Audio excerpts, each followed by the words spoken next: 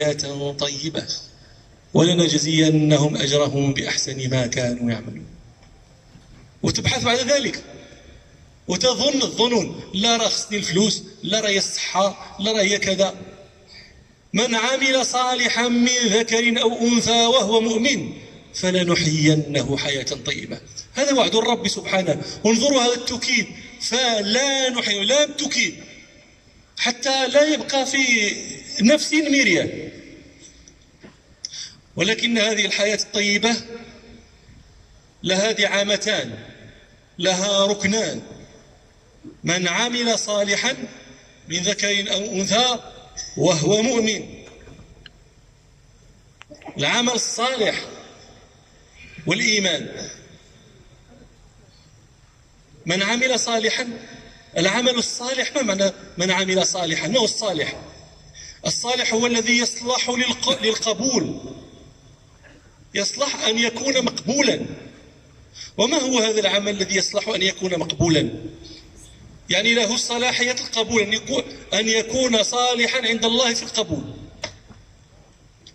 ليكون العمل صالحا لأن يقبل يحتاج شرطين.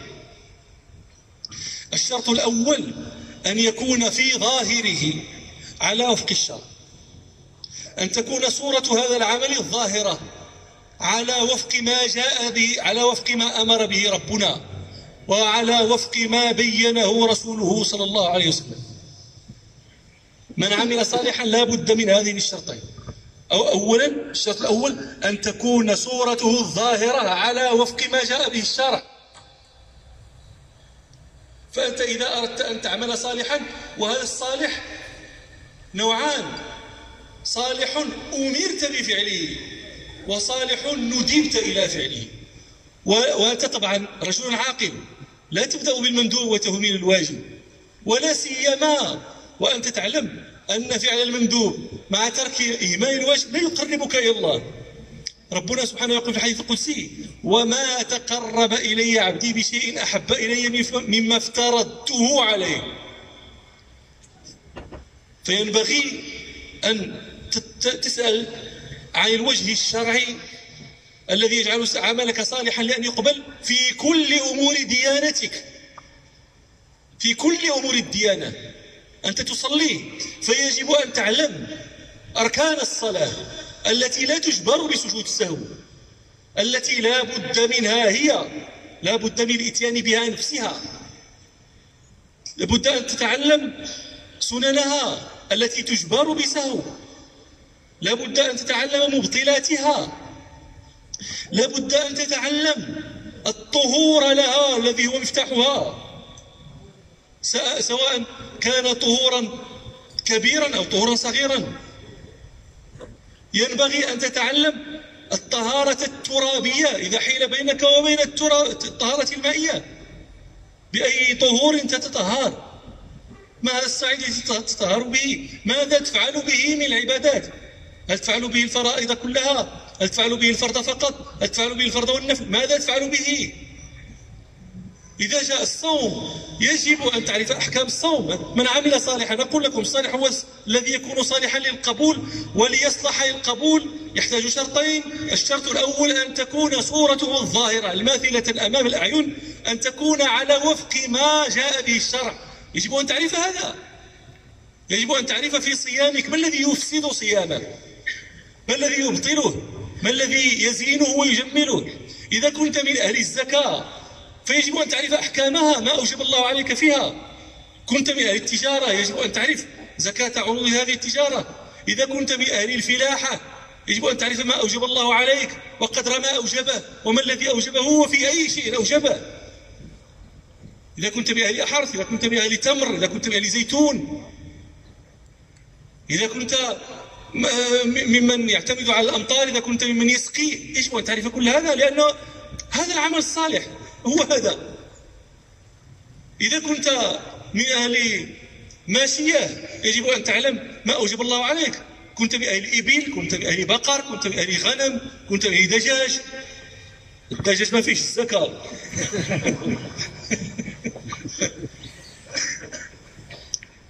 أنا أقول لكم هذا لأن الناس تهمل هذا. أنا رأيت بنفسي رجلا فلاحا وقد حصد زرعه يعني يجمعه في هذه البيادر التمورات، ويمر به إنسان يقول لأحد أبنائه أعطيه، يجي الزبالة، هو تيجمع الزرع بالبالة، يهز الزبالة يديرها لي في ميكا سير. ما أنا طفل صغير وأنا أستغرب، شحال عرفتي شحال عطيتي دابا، شحال من بالة عطيتي؟ واش انت عندك العشور؟ واش نصف العشور؟ اش عرفتي العشور ديال، عرفتي كاع هادشي اللي عندك باش تعرف العشور ديالو ونصف العشور؟ حتى حاجه ما عارف. واحد الناس تستغرب علاش ما تطيح الشتاء. هذا سؤال سئله رجل في الصدر الاول كالقرفين يجري. اتانا بعض الناس فقالوا يا فلان ادعوا الله لنا لينزل المطر ان يغيثنا، فقال انتم تنتظرون المطر من السماء، انا انتظر ان يرجمنا اهل السماء بالحجاره. هادشي هو في ذاك الزمن. إذا كنت من أهل تاجر من التجار يجب أن تعرف أحكام البيع، ما يتعلق بتجارتك. أحكام الناس تقع كثيرا في الربا. الناس عندها الربا، هو نعطيك 100 نسلفك 100 درهم ترد لي 150 درهم. هذه صورة فقط من صور الربا. والربا ربا فضل وربا نساء، ويدخل في كثير من أنواع البيوع. هذا يجب أن يتعلمون. من عمل صالحا ما تسحبلكش، لا تظنوا فقط تعطي صدقة المسكين، لا. وما تقرب إلي عبدي بشيء أحب إلي مما افترضته عليه، فتعرف الوجه المشروع فيما افترض الله عليه. مرة كنت ذاهبا إلى الحج في الطيارة، هادشي زمان باق ما تعرفني حد ذاك الوقت،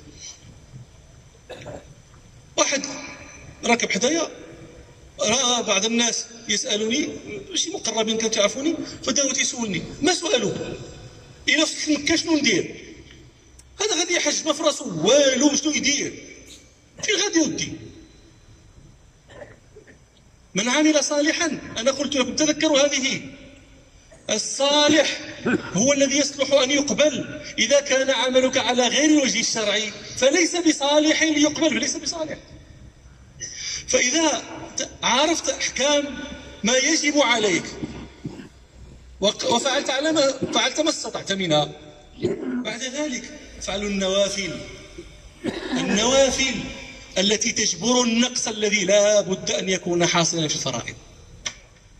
ولذلك قال ربنا سبحانه في ذلك الحديث القدسي: وما تقرب إلي عبدي بشيء أحب إلي ما افترضته عليه وما يزال عبدي يتقرب إلي بالنوافل حتى أحبه. بالنوافل بعد الفرائض، لأنها تجبر النقص الذي في الفرائض. هذا الشرط الأول من شرطي تأهيل العمل ليكون صالحا للقبول، أن تكون صورته الظاهرة المرئية التي يراها الناس على وفق الوجه الشرعي. الشرط الثاني أن تكون صورته الباطنة التي لا يراها الناس على وجه الإخلاص، لأن العمل الذي لا إخلاص فيه غير معتد به عند ربنا. العمل الذي لا إخلاص فيه مضروب به وجه صاحبه أيها الناس. ربنا سبحانه أمرنا بالإخلاص: وما أمروا إلا ليعبدوا الله مخلصين له الدين. قل إني أمرت أن أعبد الله مخلصا له الدين فادعوا الله مخلصين له الدين. ربنا سبحانه أمرنا أن نعبده على وجه الإخلاص. روى البزار في مسنده أن رسول الله صلى الله عليه وسلم قال الله تبارك وتعالى: أنا خير شريك، فمن أشرك معي شريكا فهو لشريكي. انظروا إلى ما أقول لكم أيها الناس: من أشرك معي شريكا، يعني هذا العامل هو ليس يعمل عمله لغير الله، لا، هو يعمله لله، ولكن يشرك مع الله أيضا غيره. يعمل لله، أنا تصدق، ولكن أحب أيضا أن يقال: وهذا الرجل الله يعمر هذا راه تيتصدق على المساكين، أحب أن أسمعها، فأنا أعمل لله، بغيت الله يرضى علي ديك الصدقة، وفي نفس الوقت بغيت الناس تا هما نكون عزيز عليهم، أنت تصدق أنت الله فيهم، إلا عطيتهم شي نهار وما سمعتش هذيك النغمة الزوينة ديال اللي في الودن، الله يعمرها دار، الله يجزيه بخير، تطير ليا. هذه العلامة أنه أنا كنبغي داك الشيء.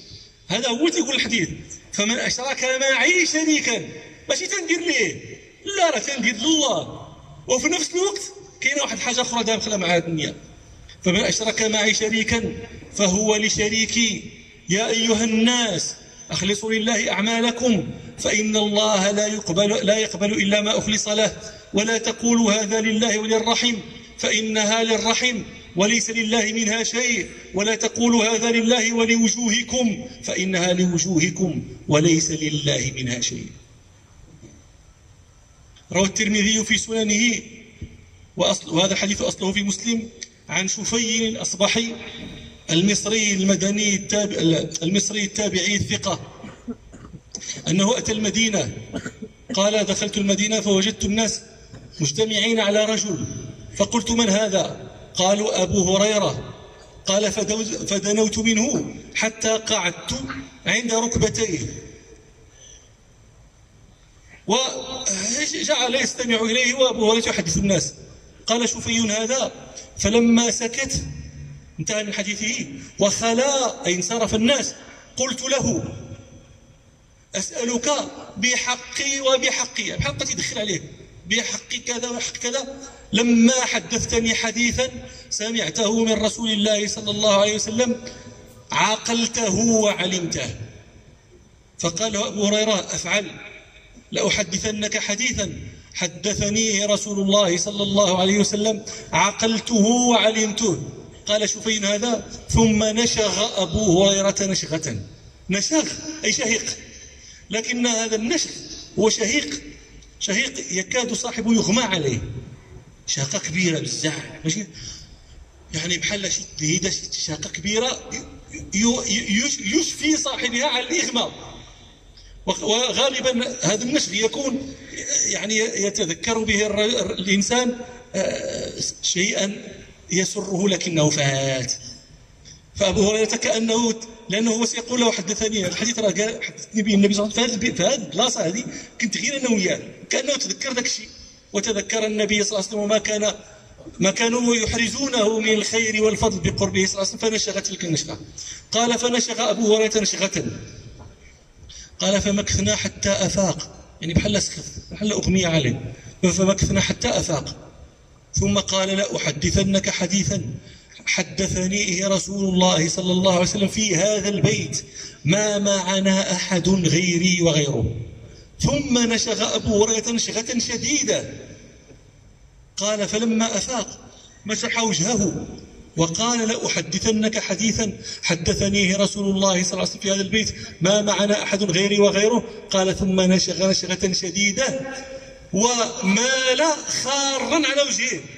هو كان جالس تحدث الناس، هذيك الشهقة الأخرى، تلك النشغة الأخيرة، مال كأنه غشي عليه، مال سيسقط على وجهه. قال شفي هذا: فأسندته طويلا، أسندته. فلما أفاق قال أبو هريرة: حدثني رسول الله صلى الله عليه وسلم أنه إذا كان يوم القيامة نزل الله ليقضي بين العباد وكل أمة جاثية، فأول من يدعى به رجل جمع القرآن، ورجل قتل في سبيل الله، ورجل كثير المال. فيدعو الله عز وجل الذي جمع القرآن فيقول له: ألم أعلمك ما أنزلت على رسولي؟ فيقول له ذلك الرجل: نعم. فيقول الله له: ماذا عملت فيما علمت؟ فيقول الرجل: كنت أقوم به آناء الليل وآناء النهار. فيقول الله له: كذبت. وتقول له الملائكة: كذبت. ويقول الله: بل أردت أن يقال إن فلانا قارئ وقد قيل ذاك. هذه نيتك اللي كانت باش يتقال هذاك راه طالب، هذاك راه فقيه، هذاك راه قارئ، هذه هي اللي بديتي، وقد قيل ذاك. ثم يدعو ربنا سبحانه الرجل كثير المال، فيقول له: ألم أوسع عليك حتى أدعك لا تحتاج لأحد؟ فيقول بلى يا رب. فيقول فماذا عملت فيما أتيتك؟ فيقول له كنت أتصدق وأصل الرحم. فيقول الله له كذبت، وتقول الملائكة له كذبت، ويقول الله له بل أردت أن يقال فلان جواد وقد قيل ذاك. ثم يؤتى بالرجل الذي قتل فيقول الله له فيما قتلت؟ فيقول ذاك أمرت بالجهاد فجاهدت حتى استشهدت. فيقول الله له كذبت، وتقول له الملائكة كذبت، ويقول الله سبحانه له بل أردت أن يقال فلان جريء وقد قيل ذاك. قال أبو هريرة يقول شوفي ثم ضرب رسول الله صلى الله عليه وسلم على ركبتي وقال يا أبا هريرة أولئك الثلاثة أول خلق الله تسعر بهم النار يوم القيامة. شوفيها علاش؟ لفقد الإخلاص. هذا العمل بعد أن تأتي به على الوجه المشروع هو جثة. الإخلاص روح تلك الجثة. شوفي هذا بعد ذلك دخل على معاوية بن أبي سفيان رضي الله عنهما لما كان خليفة، فحدثه بهذا الحديث، فقال معاوية فعل بأولئك الثلاثة فعل بهم هذا، فكيف الحال بمن بقي؟ ثم جعل يبكي، فبكى معاوية بكاء شديدا حتى قال الناس الذين معه قد جاءنا هذا الرجل، شوفي قد جاءنا بشر. فلما أفاق معاوية من بكائه مسح وجهه ثم قال صدق الله ورسوله من كان يريد الحياة الدنيا وزينتها نوفي إليهم أعمالهم فيها وهم فيها لا يبخسون أولئك الذين ليس لهم في الآخرة إلا النار وحبط ما صنعوا فيها وباطل ما كانوا يعملون. من كان يريد الحياة الدنيا وزينتها بالعمل الذي هو عمل الآخرة، يعمل عمل الآخرة لا يريد به وجه الله، لا يريد به الدار الآخرة، يريد به الحياة الدنيا وزينتها، نوفي إليهم أعمالهم فيها. الله تعالى لا يظلمه، يعطيه أجره وافيا ما ينقصوش، نوفيه، يعطوه الوفاء، يعطيه ربي الوفاء، نوفي إليهم أعمالهم فيها وهم فيها لا يبخسون، في الدنيا لا ينقصون شيئا من أجورهم. الناس كاع غادي يهضروا عليك، انت اللي درتي كذا وانت اللي فعلتي كذا، ويبوسوا لك راسك وما عرفتش يديروا لك ويكرموك وكل شيء، ما يضيعكش مولانا، وهم فيها لا يبخسون. أولئك الذين ليس لهم في الآخرة إلا النار. ما درتيش لسيدي ربي، الناس كانت تدير ذاك العمل المولانا، انت تديروا لهادو، راه تقال فلان جواد قيلت، فلان جريء قيلت، فلان قارئ قيلت. أولئك الذين ليس لهم في الآخرة إلا النار وحبط ما صنعوا فيها أي في الدنيا من ذلك العمل وباطل ما كانوا يعملون. وهذا الإخلاص هو الذي إليه إشارة في قول ربنا وهو مؤمن من عمل صالحا من ذكر أو أنثى وهو مؤمن يعمل هذا الخير، هذا العمل حال كونه مؤمنا بالله الذي يعمل له، الذي يبتغي وجهه بهذا العمل، يؤمن به بأنه خالق كل شيء، وأنه مالك كل شيء، وأنه رب كل شيء، وأنه المانع المعطي، وأنه الرافع الخافض، وأنه المعز المذل، وأنه لو اجتمعت الإنس والجن على أن ينفعوك لم ينفعوك إلا بشيء قد كتبه لك ربك، وأن لو اجتمعت الإنس والجن على أن يضروك لم يضروك إلا بشيء قد كتبه عليك ربك، وأن ربك عندما يشرع لك هذه الشرائع ويوجب عليك هذه الواجبات وينهاك عن هذه المحرمات، في هذا الشرع تجلي لرحمته وتجلي لحكمته، فتطمئن له ولا تعترض عليه، وتعلم أنه وهو يشرع لك رحيم بك، فلا لا يشرع لك ما يضرك ولا ما يؤذيك وما ليس في مصلحتك، لأن هذا خلاف مقتضى الرحمة. وربك أرحم بك من أمك التي ولدتك، أرحم بك من أبيك الذي رعاك، وهذان في الدنيا هما الرحماء. فتطمئن. وهو من عمل صالحا من ذكر أو أنثى وهو مؤمن مصدق بأن هذه الهداية، هذا الهداية التي هداه ربه نعمة من الله عليه. هذا الاهتداء إلى الإسلام ليس من كدك ولا من سعيك ولا من استحقاقك على الله ولا من فطنتك وذكائك ولا لأنك رجل صالح ولا ظريف ولا تؤذي الناس ومرضي، لأنه هذه نعمة من الله. وما بكم من نعمة فمن الله، وأن الله الذي هداك، وأن الله لو لم يشأ أن تهتدي لم تهتدي ولكنت أضل من حمار الحكيم توما. وهذا الذي يقوله ربنا سبحانه لأحب خلقه إليه: إنك لا تهدي من أحببت ولكن الله يهدي من يشاء. وهذا الذي يقول فيه ربنا: ولكن الله حبب إليكم الإيمان وزينه في قلوبكم. هو الذي حبب إليكم الإيمان، لولا أنه هو حببه إليكم لم تحبوه، لولا أنه هو الذي زينه في قلوبكم لم يزين في قلوبكم، لولا أن الله سبحانه كره إليكم الكفر والفسوق والعصيان ما كرهتموه.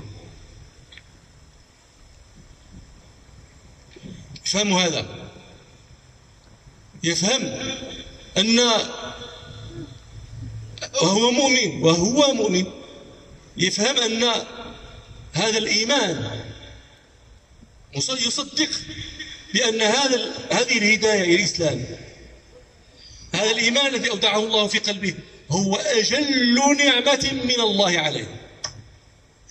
هدايتك أيها المسلم إلى الإسلام هي أجل نعم الله عليك. كل ما أفاض الله عليك من النعم وهي جليلة عظيمة، ولو أردت أن تحصيها ما أطقت إحصاءها. وإن تعدوا نعمة الله لا تحصوها لا تحيط بها. وإن شئت فقل أنا اليوم لا غادي نحسب وغادي نحاول غادي سأعد كل النعم التي أنعم الله بها عليها، وأنت تحسب كتب كاع فرقة. نعم عليا بالأولاد مرضيين، نعم عليا بالمرأة صالحة، نعم عليا بالعمل زين، نعم عليا بالمدرسة ديال الدراري قريبة مننا، نعم عليا بكذا، نعم عليا بكذا، حتى تحبس على خاطرك غتجي مراتك وتقول لك ذكرتي هذه وذكرتي هذه وذكرتي نسيتها كاع بجوج، وتخرج صاحبك يقول لك ذكرتي هذه، ذكرتي كتبتي انه طوموبيلتك ما تخسر لكش كل مره كاع الميكانيسيان. انا راه طوموبيلتي معذباني. من النعم نعم لا تشعر انت انها نعم، لانه صافي عتتي. كل هذه النعم ونعمة الإسلام التي أنعم الله بها عليك أجل نعمة وأعظم نعمة، هي النعمة التي سماها ربنا نعمة. ربي هو قال هذه نعمة: اليوم أكملت لكم دينكم وأتممت عليكم نعمتي. وأتممت عليكم نعمتي ورضيت لكم الإسلام دينا. روى البخاري ومسلم في صحيحيهما عن عمر بن الخطاب رضي الله عنه أن رجل من اليهود أتاه فقال له: يا أمير المؤمنين، آية في كتابكم تقرؤونها لو علينا معشر اليهود نزلت لاتخذنا ذلك اليوم عيدا. أنه هذه آية حاجة كبيرة بزاف عندكم ذاك الكتاب. قال لي عمر: أي آية هي؟ قال ذاك اليهودي: اليوم أكملت لكم دينكم وأتممت عليكم نعمتي ورضيت لكم الإسلام دينا. فقال عمر رضي الله عنه: لقد عرفنا اليوم والمكان الذي نزلت فيه. ماشي غير اليوم والمكان، حتى الهيئة، حتى النبي صلى الله عليه وسلم كي كان داير لما نزلت عرفناه.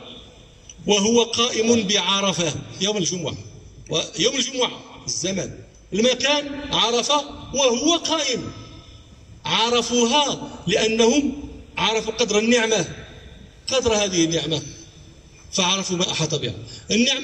هذه النعمة أيها الناس كان يقدرها قدرها خير خلق الله، الرسل فمن دونهم. إبراهيم عليه السلام كان يسألها ربه، يسألها له ولابنه إسماعيل عليه السلام: ربنا واجعلنا مسلمين لك. يطلب الإسلام: ربنا واجعلنا مسلمين لك. ولا يكتفي بأن يسألها له ولابنه، بل يسألها لذريتهما أيضا. ومن ذريتنا أمة مسلمة لك. ولا يكتفي بأن يسألها، بل يوصي أبناءه بأن يلزموها، هي النعمة العظمى.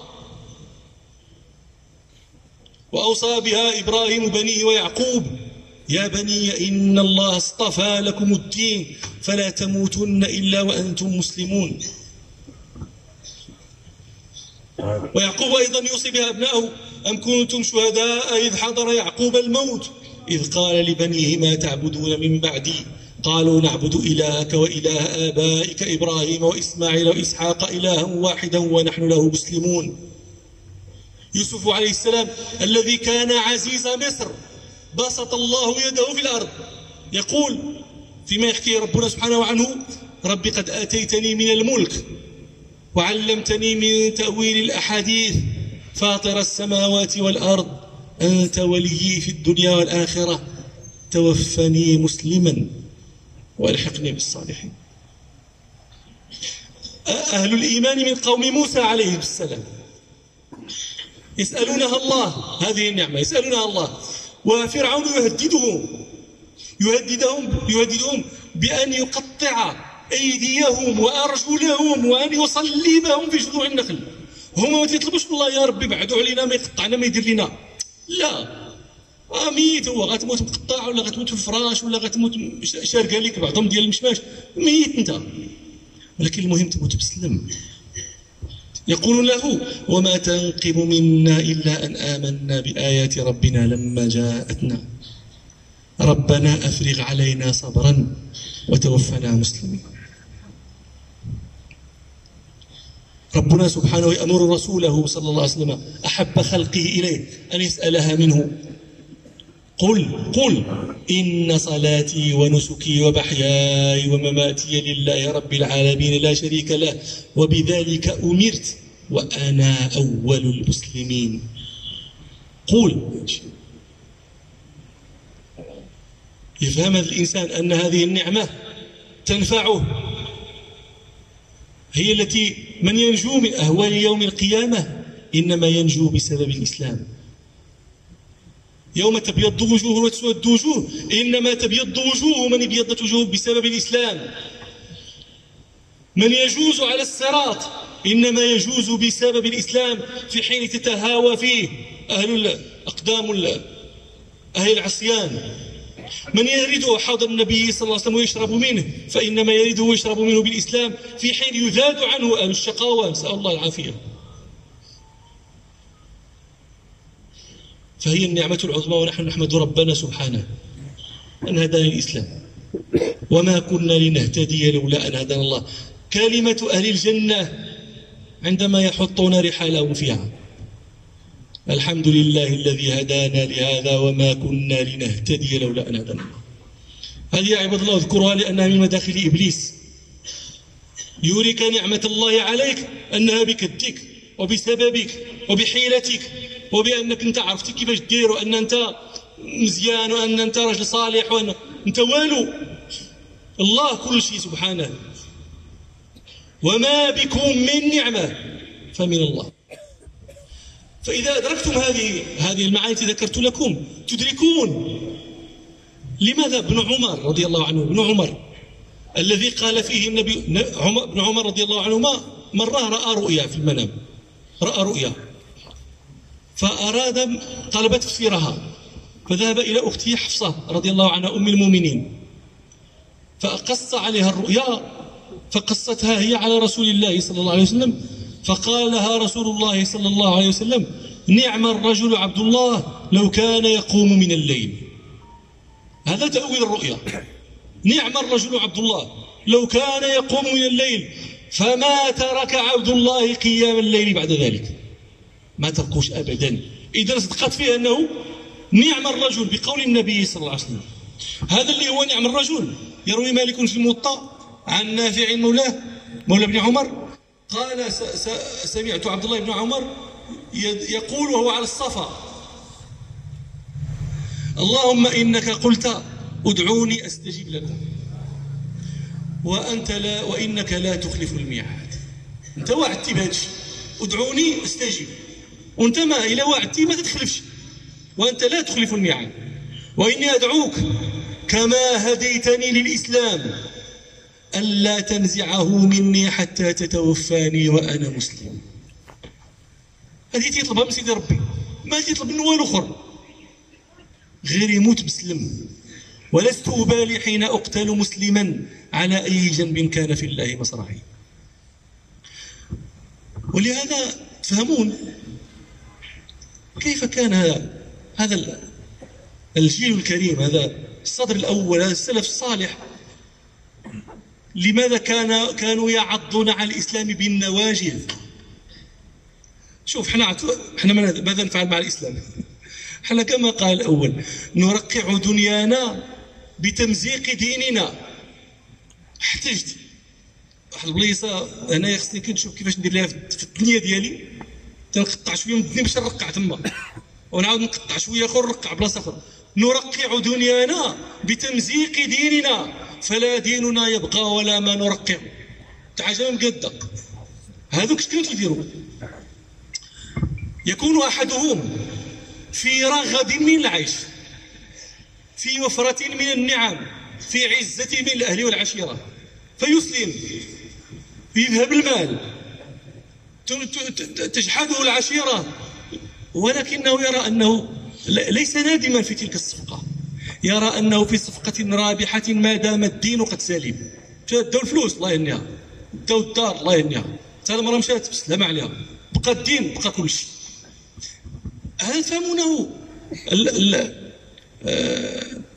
صهيب رضي الله عنه يروي ابن حبان في صحيحه عن أبي عثمان النهدي أن صهيبا لما أراد أن يهاجر إلى المدينة إلى رسول الله صلى الله عليه وسلم أتاه كفار قريش فقالوا له أتيتنا صعلوكا لا مال لك. الصعلوك بالعربية هو الفقير ما عنده فلوس. أتيتنا صعلوكا لا مال لك فكثر مالك عندنا ثم تريد أن تخرج بنفسك ومالك، والله لا يكون ذلك. فقال لهم شوفوا الآن، ما تشوفوش اللي في الهضرة، شوفوا أنه يقول لهم بلا تردد، ماشي تيجي يفكر واخا أنا غادي نرجع اليوم وحاول يهرب في الليل، ولا يجوا كيفاش ندير نعطيكم النص نعطيكم الثلثين، أنا ندور معك أنت وشوف كيفاش دير لهذوك. ما يترددش. أرأيتم إن جعلت لكم مالي أتخلون سبيلي؟ قالوا نعم. قال فإني أشهدكم أني قد جعلت لكم مالي. واش فهمتوش هذا الكلام؟ معناه غيعاود هو من الصفر. كان عنده 5 مليار عطاهم 5 مليار، ما بقى عنده والو. ماشي تتفاهم معهم خليوا لي شويه وغير باش نعتق وغير باش، لا انا خصني نمشي، بغيت نمشي، محمد وحزبه الهي بغيت لي عندهم. واش الا عطيتكم الفلوس تخليوني نمشي؟ هاكو الفلوس صافي، ما كاينش تردد. فبلغت رسول الله صلى الله عليه وسلم فقال رابح صهيب رابح صهيب. مصعب بن عمير يقول ابن إسحاق في سيرته كان فتى مكة شبابا وجمالا ونعمة. مصعب بن عمير كان فتى مكة، فلما أسلم مشى الشباب مشى الجمال مشى النعمة، صار يرثي له من ينظر إليه، يبكي من ينظر إليه. تفكروا كيفاش كان كيفاش ولا تيبقى فيه تيبكي. روى الترمذي في السنن عن علي بن أبي طالب رضي الله عنه قال إنا لجلوس عند رسول الله صلى الله عليه وسلم إذ مر مصعب بن عمير وما عليه إلا بردة مرقوعة بفروة. هذا لا بأس عليه، كان الجاهلية. يقول لك ابن إسحاق كان فتى مكة شبابا وجمالا ونعمة، فتى مكة. الآن يمر هو أمام النبي صلى الله عليه وسلم قال وما عليه إلا برد له، برد ثوب ومقطع مرقوع بفروة. قال علي رضي الله عنه فلما رآه النبي صلى الله عليه وسلم بكى للذي كان عليه والذي به. النبي صلى الله عليه وسلم بكى، ومصعب بن عمير كان تيبكي ولا يرى نفسه اش بيني كاع وبين هذا الاسلام اللي دار لي هذه المصيبه كلها. صفقه رابحه هذيك. بل كثر من هادشي لما مات لم يجدوا كفنا سابغا يدسونه فيه. روى البخاري ومسلم في صحيحهما عن خباب بن أرت رضي الله عنه قال هاجرنا مع رسول الله صلى الله عليه وسلم فوجب أجرنا على هاجرنا مع رسول الله صلى الله عليه وسلم نبتغي وجه الله. فوجب أجرنا على الله، فمنا من مضى أو ذهب لم يأكل من ثمرته شيئا. منهم مصعب بن عمير قتل يوم أحد لم يترك إلا نمرة. النمرة واحد الثوب واحد فيه شي زوقة تسمى نمرة. لم يترك إلا نمرة إن أدخلنا فيها رأسه، إن غطي بها رأسه خرجت رجلاه، وإن غطي بها رجلاه خرج رأسه. وغي وحده هي اللي كاينه، هذا الشيء كاين.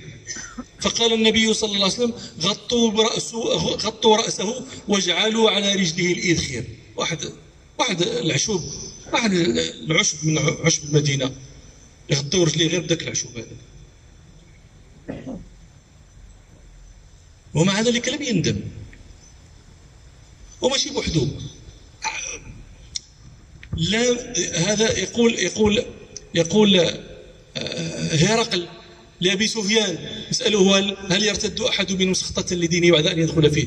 هذا الحديث المعروف تعرفونه، حديث الذي رواه البخاري ومسلم عن ابن عباس رضي الله عنهما أن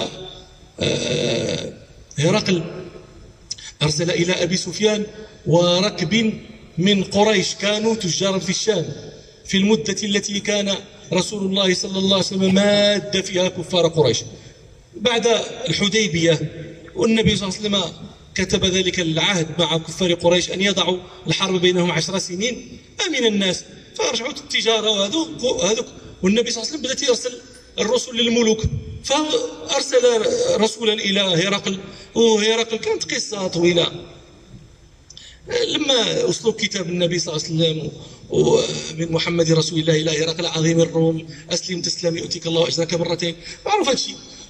هذا هرقل يحب أن يسأل شكون هذا؟ وطبعا هرقل هذه إمبراطورية الروم، لابد تيجيو العرب تما. وكان في إيلياء ذاك الوقت بيت المقدس، فأتي إليه بأبي سفيان وطائفة من قريش كانوا تجار في الشام، فدخلوا عليه. يقول ابن عباس: وحوله عظماء الروم، فقال لترجمانه أن يسأل هؤلاء القرشيين: من أقربكم نسبا من هذا الرجل الذي يزعم أنه نبي؟ قال أبو سفيان: أنا أقربهم نسبا.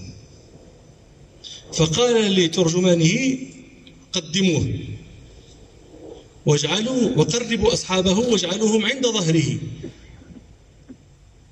ويقول لترجمانه: وقل لهم إني سائل عن هذا الرجل، يعني عن رسول الله صلى الله عليه وسلم، فإن كذبني فكذبوه.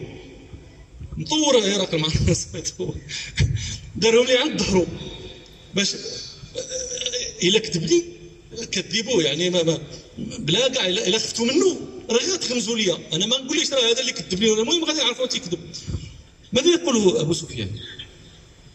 هذا عجيب الله يعجب. يقول أبو سفيان: فوالله لولا الحياء أن يأثروا علي كذبا لكذبت عنه. شو الكلام؟ الآن أنتم تعلمون العصبية العربية في ذلك الوقت. حرب الباسوس كلش تعرفها، أنكم يمكن عرفتوها من التلفزيون، يعني لكن داكشي عرفتو التلفزيون ما ماشي هو هذاك، باسكم تقراوها ولا تعرفوها. 40 سنة من الاقتتال، 40 سنة. تعرف هي حرب تدوم 40 سنة؟ الحرب العالمية الأولى والثانية ما كانتش 40 سنة. حتى يقول المؤرخون: حتى صارت عظام القتلى كالكثبان الرملية. يعني واحد تزاد تدر 40 عام والناس باقيين يتحاربوا، هو تزاد باقي تيلعب ديك الساعة والطرومبية والبي قدام الدار ياك، وكبر بدا راه 15-16 عام دخل تيتحارب، إلا ما ماتش في الحرب تدر 40 عام عاد ما بقاتش الحرب. يعني طويل بزاف هادشي. عصبية، حرب داحس العبراء، لا الغبراء يوم بوغاث عصبية غريبة جدا. تنتصر لك انت منا دبر راسك، ظالم مظلوم انت معايا.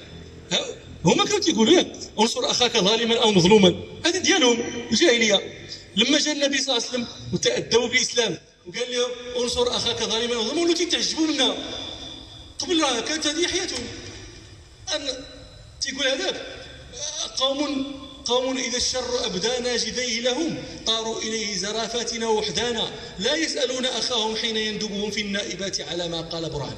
إخوهم تيقول لهم عتقوا تيجيو، ما تيقول لي واش درتي، واش ظلموك، واش ظلمتيهم. هذه هكا كانت العصبية. دابا هاد الناس هكا هذه صفتهم، وهم جميعا أعداء للنبي صلى الله عليه وسلم. ذاك الوقت أبو سفيان أنه باقي مسلم، هم جميعا أعداء للنبي صلى الله عليه وسلم. هل يكذبون أبا سفيان عند هرقل؟ احنا نقول أبو سفيان كذب، هذا قريشيون، هذا هرقل براني، هذا ماشي تا عربي مليوح ليه في الطرف، غادي يكذبوا بعضياتهم قدام البراني وهو ما يكذب، هو ما يفشلش خوه مع العربي. أنتم تعرفون أن قريش هذه قبائل، بنو هاشم، بنو أمية، بنو مخزوم، بنو عدي، بنو تيم، بنو زهرة، بنو سهم، كثير بيناتهم ما يفشلش صاحبه. وعاد قريش مع الآخرين، تصور العرب مع العجم. فأبو سفيان هو آمن بأن يكذبوه، كون بغى يكذب كيما بغى، يقول اللي بغى، ولن يكذبه أصحابه. علاش؟ لأنهم ديالو هذوك، وآمن. لكن هو علاش ما كذبش؟ ماشي حيت باش ما يكذبوهش، حيت هو ما قالش لولا أن يكذبوني، قال لولا الحياء من أن يأثروا علي كذبا. يأثروا يعني يصير في أثري، أنه يتقال أبو سفيان كذاب، ماشي يقولوها تما، غير يقولوها بيناتهم. وأبو سفيان كافر وأنت كافر، الكفر شر من الكذب. ولكن بالنسبة لي ديك الساعة هو الكفر ماشي شر، ولكن الكذب شر. يستحي أن يقال فيه أبو سفيان كذاب لولا الحياء من أن يأثروا علي كذبا. المسلمين هذه ماشي عجيبة. وكافر يقول لك أنا نحشم، يقولوا لي كذاب، نحشم والله كل ما الحياء، والله لولا الحياء من أن يأثروا علي كذبا لكنت كذبته، وأني غادي يحشمت وتيحشم كافر تيحشم. المسلمين تيقول لنا النبي صلى الله عليه وسلم الحياء من الإيمان وتغسلنا، ياك هادشي اللي كان، ولا باقي تتحشموا انتم؟ فيقول هو لولا الحياء من أن يكثروا علي كذبا لكذبت. قال هرقل الترجمان سله، فقال أبو سفيان فكان أول ما سألني عنه أن قال كيف نسبه فيكم؟ قال قلت هو فينا ذو نسب. قال هرقل فهل قال هذا القول أحد منكم قط قبله؟ قلت لا. أسئلة طويلة. قال إلا بغي تندم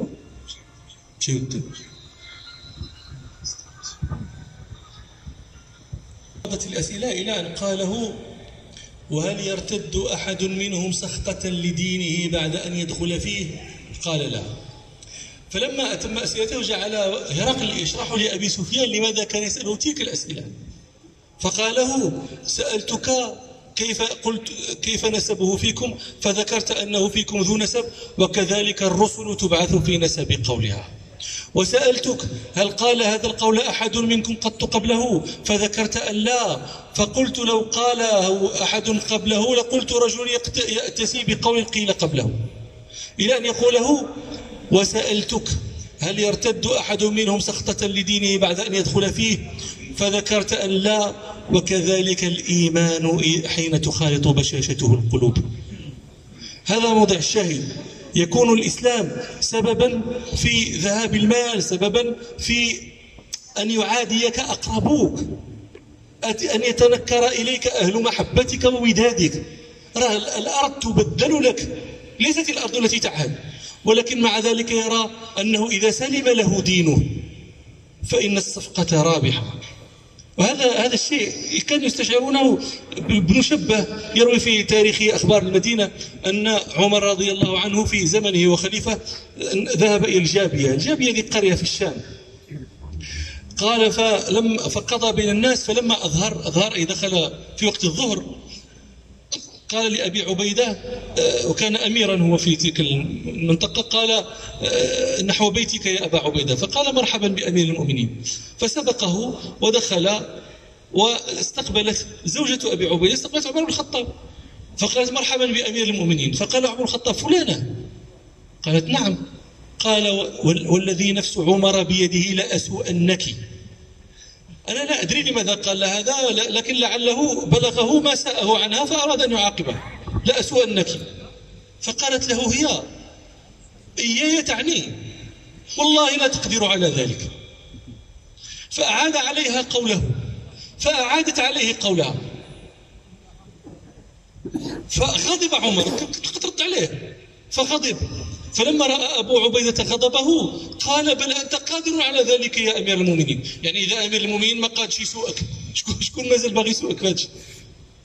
فلما قال زوجها ذلك قالت والله ليس ذلك، ليس هو بقادر عليه. يتلفت عمر، قالت هل تقدر أن تأخذ أن تسلب الإسلام، أن تسلبه مني؟ يعني تريد أن تسوءني، ديري شي حاجة ما تعجبنيش، هل تقدر أن تسلب مني الإسلام؟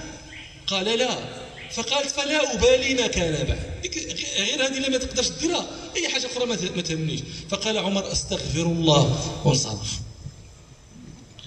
لأنه هذه التي عماش كانوا يخافون.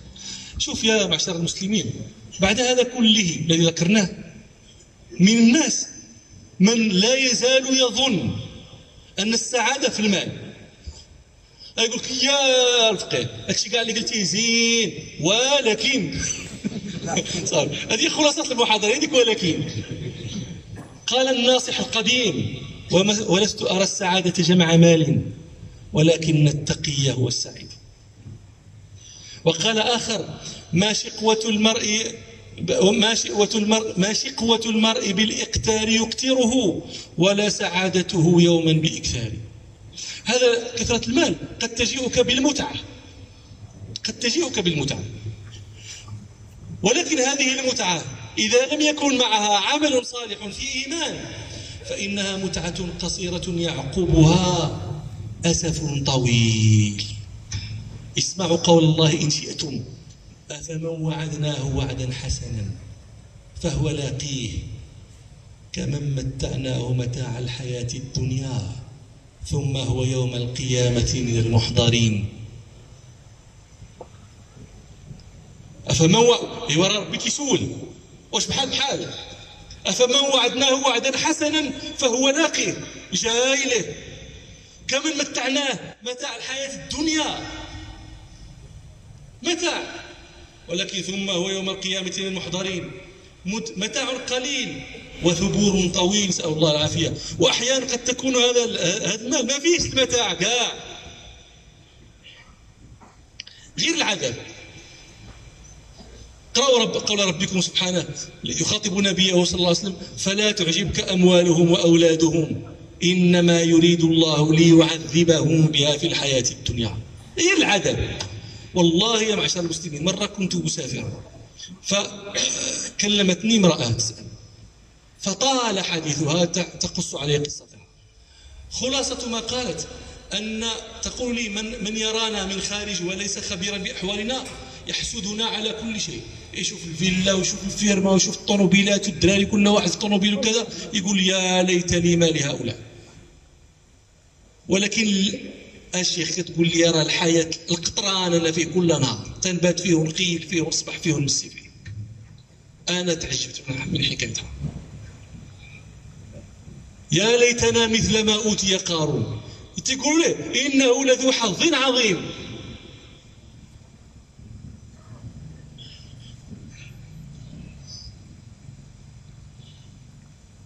الحق قول ربنا، ما تبقى مازال تقلب على شي حاجه ولا يقول لك شي واحد شي حاجه ولا تقول لك راسك شي حاجه.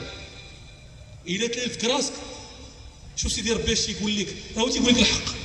قال فالحق والحق اقول يا ايها الناس قد جاءكم الرسول بالحق انا انزلنا اليك الكتاب بالحق والحق الذي يقول ربنا في هذا الباب من عمل صالحا من ذكر او انثى وهو مؤمن فلنحيينه حياه طيبه. صافي.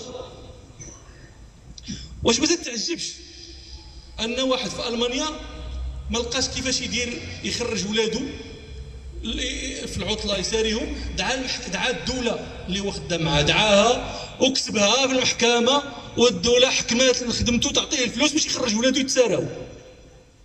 والناس تنتحر، والناس ما عجبهاش الحال، والناس فرحانه وما فرحاناش. وكنت تشوف واحد خينا حدا صخور رحمنا، انتم كاع تعرفوا صخور رحمنا كي دايره.